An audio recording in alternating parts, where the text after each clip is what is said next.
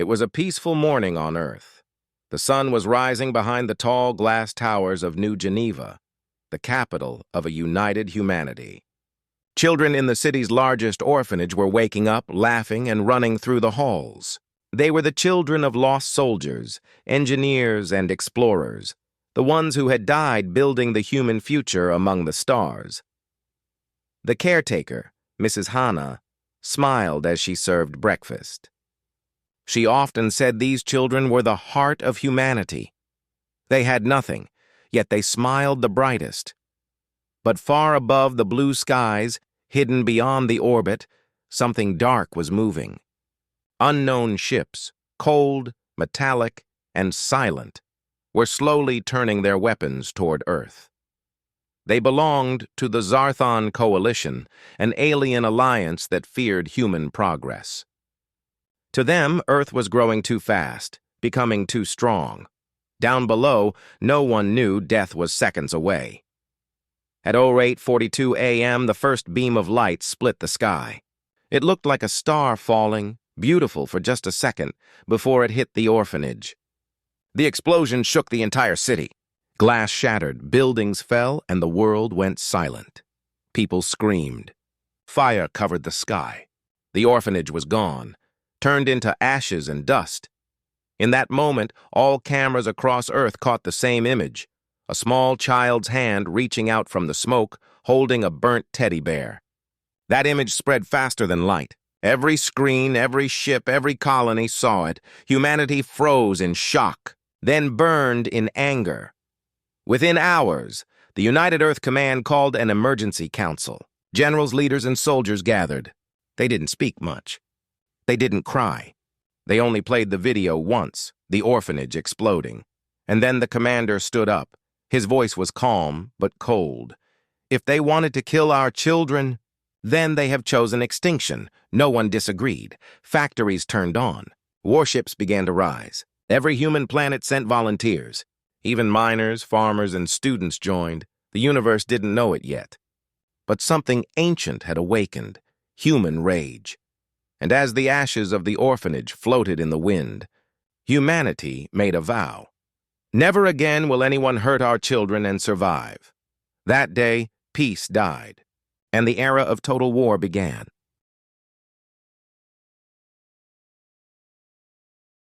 After the bombing, Earth was no longer the same. Cities were quiet, skies were empty, and people walked like shadows, silent, cold, and angry. The world had lost its children, and now it was ready to lose its mercy. For 3 days, the planet mourned. Every screen played the same message: we remember. But on the 4th day, mourning turned into fire. Deep inside the Earth's orbit, in a place called Luna Command Base, thousands of ships were being prepared. Engineers worked without sleep. Soldiers lined up in black armor marked with a single white symbol, a small hand holding a flame. The orphan's mark. It became the new emblem of humanity's war. Every pilot painted it on their ship. Every soldier wore it on their chest. It wasn't just a symbol. It was a promise. At the head of it all was Admiral Reyes, a man who had lost his own daughter in the bombing. He stood on the command bridge, eyes locked on the stars. They wanted to erase our hope, he said softly, but they only wrote their own death sentence. The room fell silent. Then, with one simple order, everything changed. Prepare the fleet. Operation Dawnfire begins. Within hours, hundreds of human warships rose into space, shining silver, engines burning bright blue. The largest fleet ever built by mankind. Their target, Zarthon Prime, homeworld of the alien alliance that attacked Earth. When the fleet arrived near the enemy system, the aliens didn't take them seriously. They laughed at human rage, calling them primitive and emotional. But they were wrong. Human ships didn't send warnings. They didn't open channels for peace. They simply attacked. In seconds, orbital defenses melted under plasma fire. The sky over Zarthon Prime turned red. Human war drones rained down like a storm. For the first time in history, the aliens saw what human vengeance looked like. Every strike was precise, every move planned. The orphanage bombing had turned grief into calculation. Admiral Reyes watched from the flagship Valkyrie, his face lit by the glow of battle. "For every child you burned," he whispered, "1,000 suns will burn you back." The human fleet tore through the first alien world in less than an hour. When the smoke cleared, a single message was sent across the galaxy. "This is humanity. We don't start wars, but when you bring war to our home, we finish it." The universe heard the message and trembled. Far away, other alien races began to whisper. Some felt fear, some felt guilt, and some began to wonder. Had they just awakened something that could never be stopped? Because this was only the beginning. Humanity had just entered the age of total war, and no star would ever shine the same again. The destruction of Zarthon Prime echoed through the stars like a thunderclap. Every empire, every kingdom, every colony in the galaxy watched the human broadcast. The burning sky, the shattered alien fleet, and Admiral Reyes' final words. "We don't start wars. We finish them." For centuries, aliens had seen humans as newcomers, emotional, impulsive, fragile, but now they saw something else, unstoppable unity. Across the stars, fear began to spread. The Council of Worlds gathered in a panic. Dozens of alien leaders argued in massive halls made of crystal and light. Some wanted peace, others wanted to strike before humanity grew stronger. But one voice, the voice of Karth Vox, the Zarthon warlord, screamed louder than all. "They destroyed our home. We must erase them from existence." He demanded full retaliation. The council hesitated, but fear of humanity's rage made them agree. Soon, an armada larger than any seen before was born. The Galactic Purge Fleet. Their mission: invade Earth and end humanity once and for all. Back on Earth, Admiral Reyes and the United Command already knew this was coming. Humanity had changed, no longer a scattered race. Colonies from Mars to Titan united under one flag. Scientists developed weapons beyond imagination: rail cannons, plasma storms, and drones powered by artificial intelligence. They called their united military the Iron Alliance. Every nation, every soldier, every factory became part of a single heartbeat. The slogan spread through every city and station: "We fight as one. We fall as none." Even children who had lost their parents joined in small ways, writing messages on missiles, painting the orphan's mark on armor plates. The world that once cried now moved with purpose. In orbit, the first Iron Fleet trained endlessly. Men and women from every background stood side by side. No one cared about language, color, or country anymore. They were simply human. But deep in the darkness of space, something stirred. A mysterious transmission reached Admiral Reyes' command ship. It came from an unknown signal, carrying coordinates far beyond known space. The message said only one thing: "We can help you win.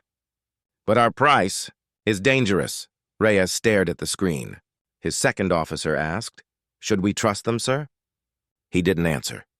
He only looked out the window at Earth glowing beneath them and whispered, "We'll do whatever it takes to protect her." Far away, the Galactic Purge Fleet was already moving, a shadow covering the stars. Millions of alien warships, their weapons ready to burn Earth to dust. The countdown to the battle for humanity's survival had begun.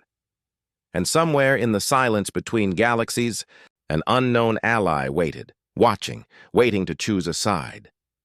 The signal had been decoded. The mysterious ally revealed themselves, an alien race called the Valar, long hidden beyond the outer edges of known space. Unlike the Zarthon, they were calm, almost ghostly, with pale silver skin and eyes that glowed faintly in the dark.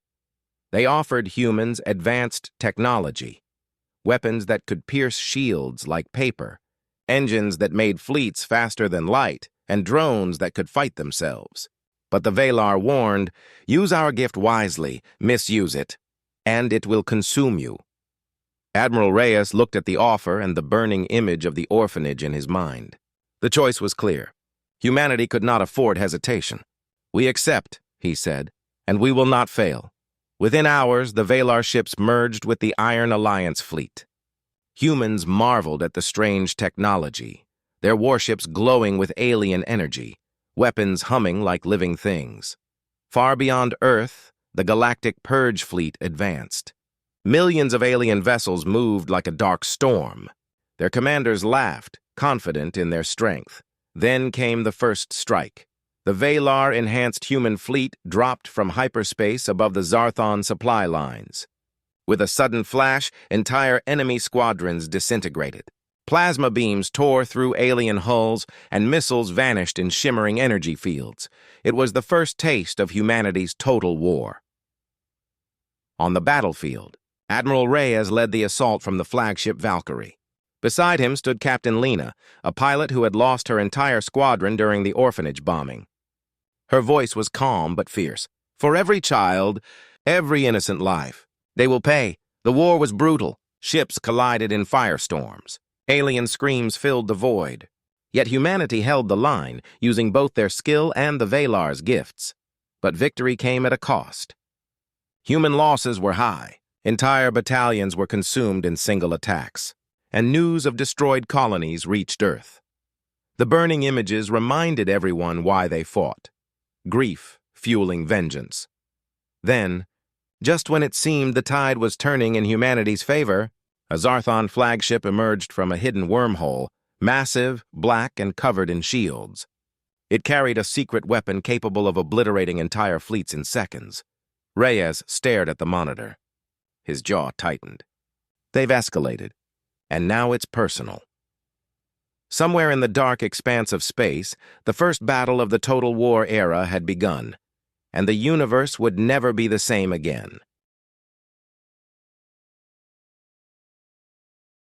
The Galactic Purge Fleet had prepared their deadliest weapon, the Oblivion Cannon, a colossal device capable of vaporizing entire planets. Its shadow loomed over the human colonies near the Orion Belt.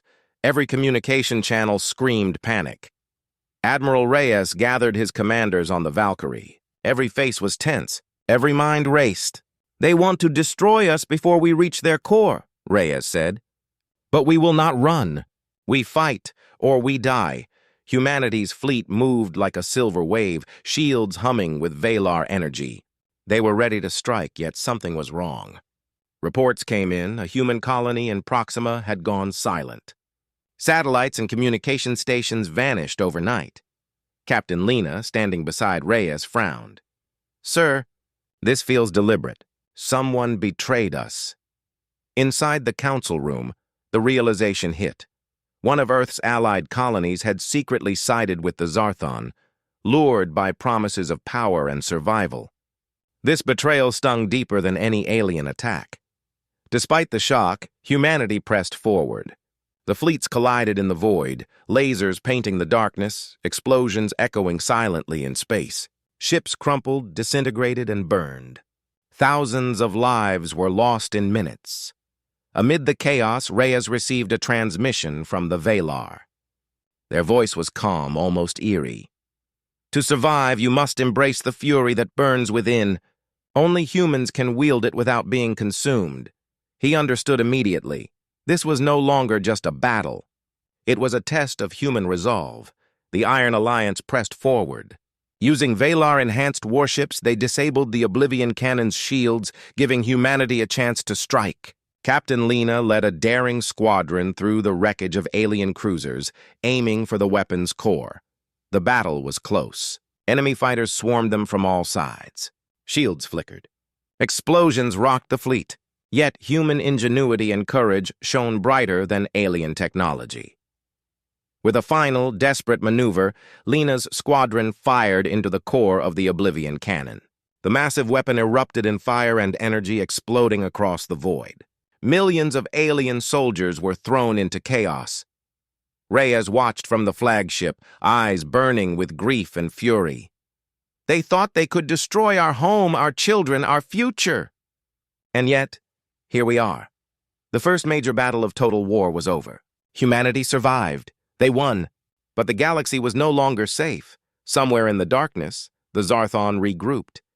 Their warlords whispered in fear and rage, "The humans! They are not what we expected. They are monsters when driven by loss." Humanity had struck first, but the war was far from over.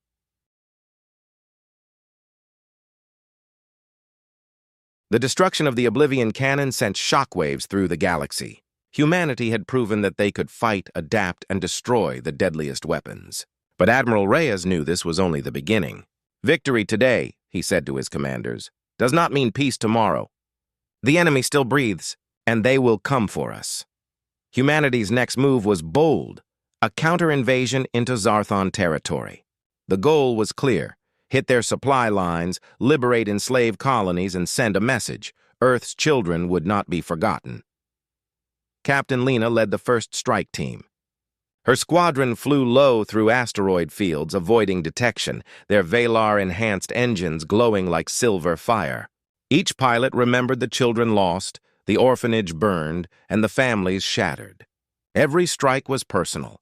Meanwhile, back on Earth, families watched live broadcasts of the war. Tears mixed with pride as humans fought not just for survival, but for vengeance, honor, and justice. The orphan's mark, once a symbol of loss, had become a symbol of hope and wrath. The counter-invasion revealed unexpected dangers. Some Zarthon colonies fought fiercely, while others quietly welcomed the humans, tired of alien rule. Humanity realized not all enemies were the same. Allies could be found even in enemy space, but trust was fragile. Then came a shocking revelation. One of the human colonies that had sided with the Zarthon during the Oblivion Cannon attack was now offering secret intelligence. They had seen the horror the Zarthon unleashed and wanted redemption. Admiral Reyes hesitated, but the stakes left no choice. "We don't have enemies. Only survivors and threats," he said. "Use the intel. Strike hard!" The fleet moved like a storm. Planets were liberated, enemy convoys destroyed, and the Iron Alliance's legend grew. The galaxy whispered about the humans who fought like storms and never paused for mercy. Yet the cost was immense. Entire fleets were lost. Heroes fell. Captain Lena watched her closest friends vanish in firestorms, their screams silent in space. Grief burned alongside rage. Still, humanity pressed on. For every child lost on Earth, 1,000 battles were fought in their name. Humanity's fury was no longer bound to one planet. It was a force sweeping across the stars. In the quiet moments, Reyes looked at the stars, imagining the orphanage ruins, the small hand holding the burnt teddy bear. "We fight not for war, but for memory," he whispered, "and for justice that cannot wait." The galaxy was changing. The Iron Alliance was unstoppable, and humanity's total war had only just begun.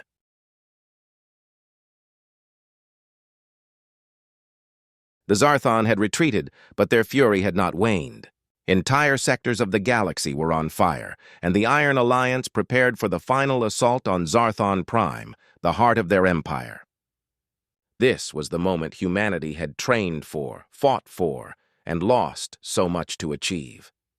Admiral Reyes stood on the deck of the Valkyrie, staring at the enemy capital world. Smoke rose from the cities, warning lights flickered, and the ghostly shadow of war hung over everything. Beside him, Captain Lena clenched her fists, her eyes reflecting both grief and determination. "This is it," she said softly. "For the children. For Earth." The first wave struck with precision. Human warships sliced through the alien fleet like blades of light. Every strike was fueled by the memory of the orphanage, every explosion a promise of vengeance. The Zarthon fought desperately, but humanity's unity and relentless strategy overwhelmed them. Valar technology enhanced human firepower beyond imagination. Every orbital cannon, every fighter, every soldier moved as one unstoppable force. Amid the chaos, Admiral Reyes led a daring boarding mission. His team infiltrated the central command of Zarthon Prime, navigating burning corridors and collapsing structures. At the heart of the warlord's palace, Reyes confronted Carth Vox, the one responsible for the orphanage bombing. "You thought killing our children would make us weak," Reyes said, his voice calm but deadly. "You were wrong. You only awakened us." A brutal fight erupted. Every strike, every maneuver carried the weight of humanity's pain and fury. And in the end, Reyes and his team triumphed. Carth Vox fell, His empire fractured, and the remaining Zarthon forces surrendered. Across the galaxy, humans cheered. Planets liberated from oppression celebrated. The orphan's mark flew proudly on every ship, a symbol of survival, unity, and vengeance fulfilled. Yet the cost was written in silence. Thousands of brave humans had fallen. Colonies were scarred. Families were shattered. But humanity had survived, stronger, wiser, and more united than ever. Admiral Reyes returned to Earth, standing among the ashes of the orphanage. Children now gathered around the rebuilt structure, laughter slowly returning. He looked at them and whispered, "We fought for you. We will never forget, and we will never let anyone harm our children again." The galaxy had learned a lesson. Humanity could be peaceful, but when pushed, when their loved ones were attacked, they became a storm no one could stop. From the ruins of loss rose a new era, a galaxy aware that human courage, unity, and vengeance could shape the stars. The day Earth's orphanage was bombed was the day total war began, but also the day humanity became legend.